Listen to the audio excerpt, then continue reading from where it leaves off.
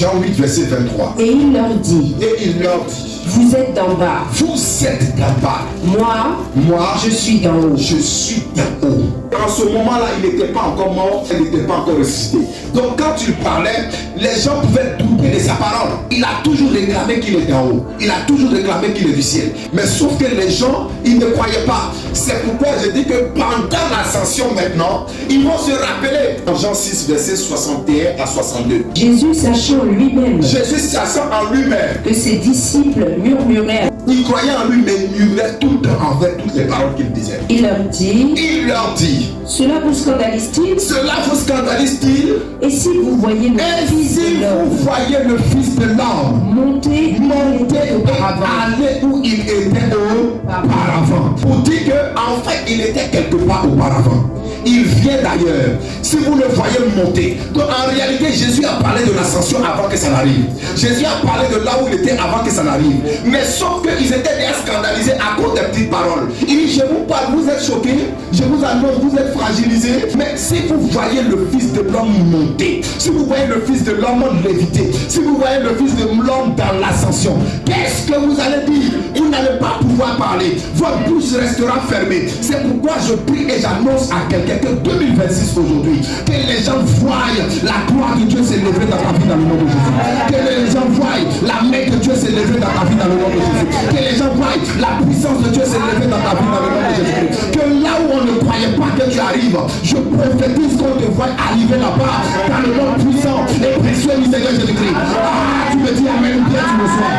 La Bible dit ils l'ont vu monter. Donc commencé à être choqué. Même Marie, là maintenant, elle se rend compte qu'elle n'a pas porté un être humain, mais qu'elle a porté sa majesté, le roi des rois, sa majesté, le Seigneur des seigneurs, sa majesté, le tout-puissant, le Seigneur Jésus de Nazareth, le tout-puissant, l'alpha et l'oméga, le roi des rois. Et la Bible dit que c'est à partir de cela, quand il lit dans Philippiens chapitre 2, à partir du verset 9, il dit il a donné le nom au-dessus de tout nom, afin qu'au nom du Seigneur Jésus-Christ, tout genou fléchit, toute langue confesse dans les cieux, sur la terre, dans les profondeurs, que Jésus-Christ est Seigneur. Il n'y a pas d'autre Dieu que lui.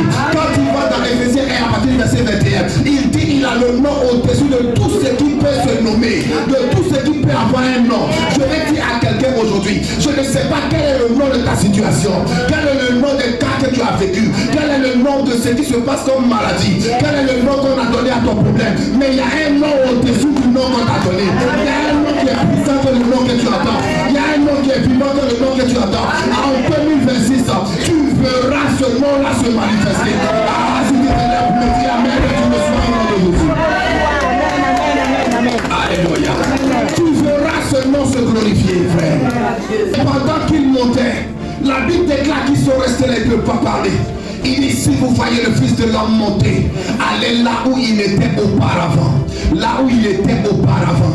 Auparavant, il était où? Il était dans sa gloire. Auparavant, il était où? Il était sur son trône. Auparavant, il était où? Il commandait comme un général commandant. Au commencement, il était où? Il était au-delà.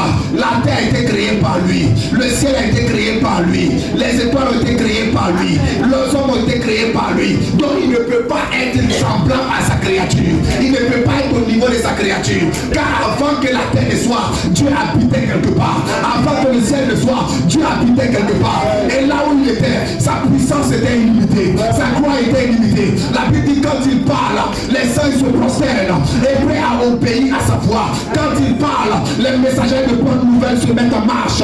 Et la Bible dit, il a dit, vous êtes scandalisés parce que j'ai un corps humain, parce que je me suis mis à la dimension au niveau de la création. Mais quand vous allez me voir, reparti dans ma gloire, reparti dans ma puissance, reparti de là où je suis, vous allez comprendre d'où je viens. C'est pourquoi je le dis à quelqu'un aujourd'hui. Les gens peuvent te regarder et définir ce que tu es maintenant, mais ils ne savent pas où est-ce que Dieu veut t'amener.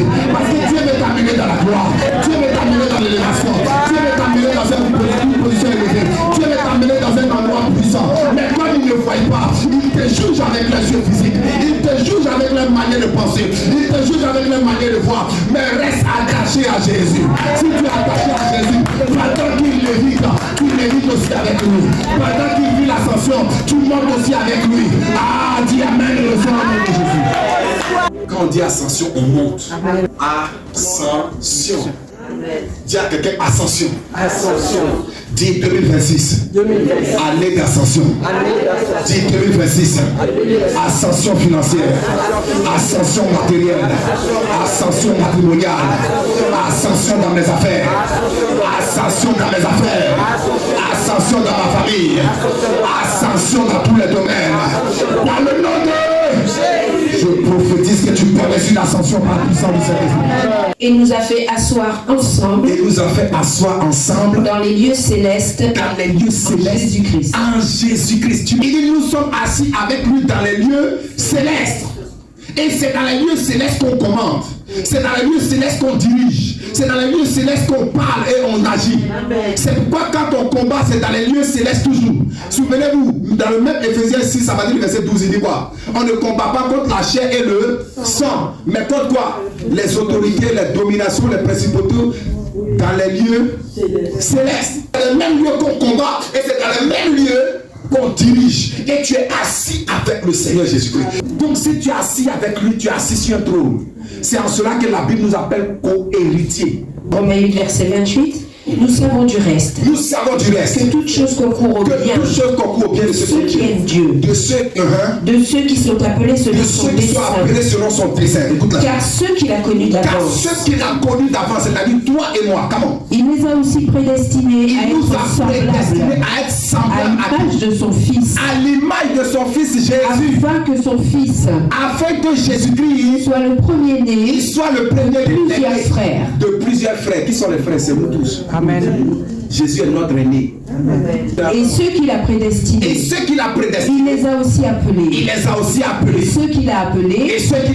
Il les a aussi justifiés. Et ceux qu'il a justifiés. Il les a aussi glorifiés. C'est pourquoi je vous ai toujours dit que quand tu acceptes le Seigneur Jésus, le jour où tu l'as accepté, tu es un appelé de Dieu. Amen. Et que tu es appelé à évangéliser. Parce que l'évangélisation n'est pas pour le pasteur, ni le prophète, ni le docteur. L'évangélisation est pour tous les enfants de Dieu. Amen. Donc si tu es un enfant de Dieu, tu dois parler de lui. Parce que tu es prédestiné à gagner des gens. Et 2026, dans ton année d'ascension, il faut que tu élèves des hommes et des femmes de la poussière et les faire asseoir la table de Dieu. C'est-à-dire il faut que tu élèves des hommes et des femmes en les enlevant dans la sorcellerie, dans les ténèbres, dans le maraboutage, dans le fétichisme, dans la bassesse, dans la prostitution, dans la drogue. Et que tu puisses les gagner à Jésus de Nazareth. Amen. Romains 8 à partir du verset 19. Aussi la création attend-elle avec un ardent désir la révélation des fils de Dieu. Est-ce qu'il y a des fils de Dieu? Il y a des filles de Dieu ici. Amen. La Bible dit la création attend de cette gloire-là ta révélation. Amen. La création, c'est tout ce qui est autour de toi. La création, c'est ta famille. La création, c'est ton quartier. La création, c'est ta nation. La création, c'est le monde entier. La création, c'est tout ce qui a une existence. Parce que tout ce qui existe a été créé par Dieu.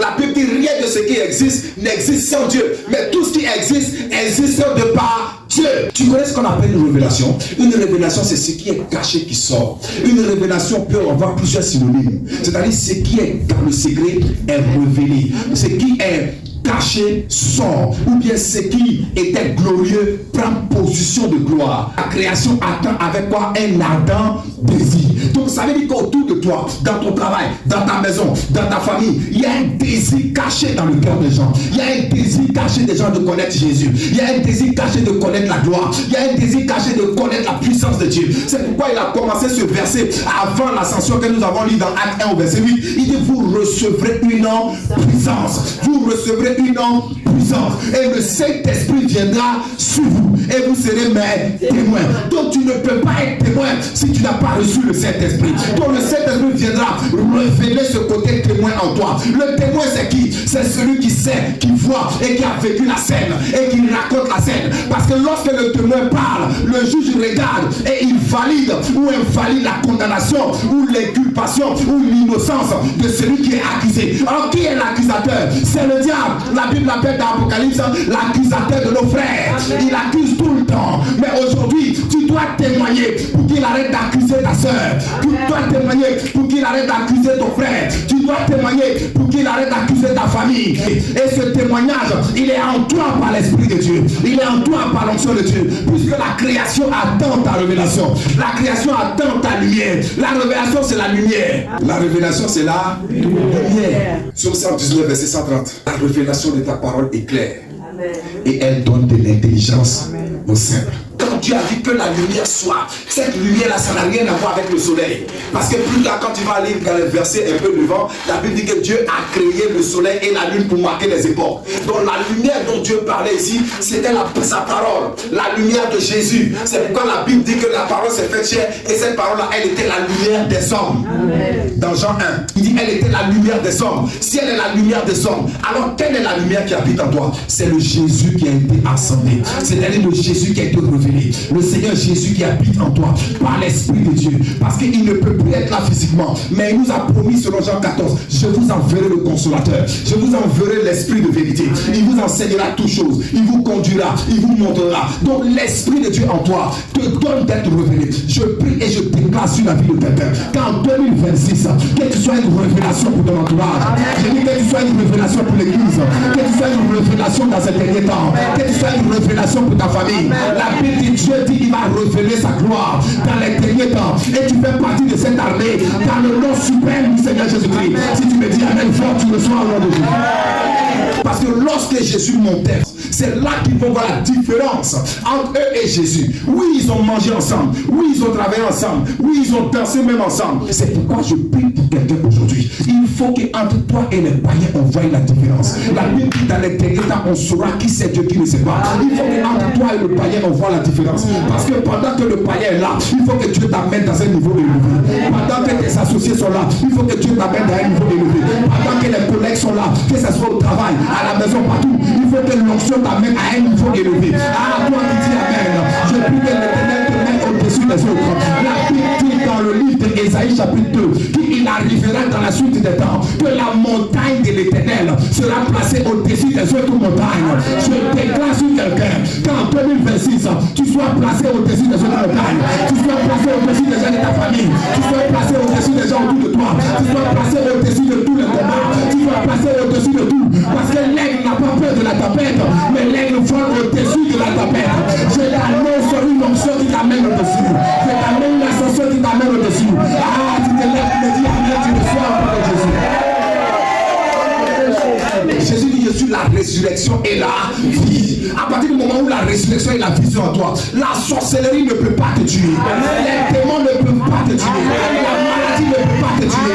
Oui, elle peut t'atteindre. Mais la Bible dit Dieu relève toujours ses enfants de la maladie. Car le malheur atteint souvent le juste, mais l'Éternel l'en délivre toujours. Donc tu sortiras toujours de la maladie. Tu sortiras de piège de la sorcellerie. Tu sortiras du filet de l'oiseleur.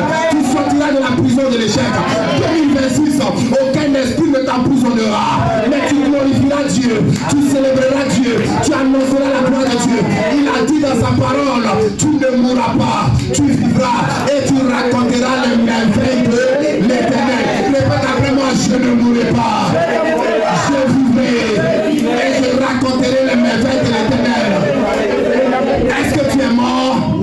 Est-ce que tu vis? Il te manque la troisième. Tu dois raconter les merveilles de l'Éternel maintenant en 2026. J'ai dit tu dois raconter les merveilles de l'Éternel maintenant. Je t'annonce que tu raconteras le témoignage. Dans ta famille tu raconteras. Dans tes affaires tu raconteras. Si tes enfants tu raconteras. Dans tous les projets tu raconteras. Dans le nom de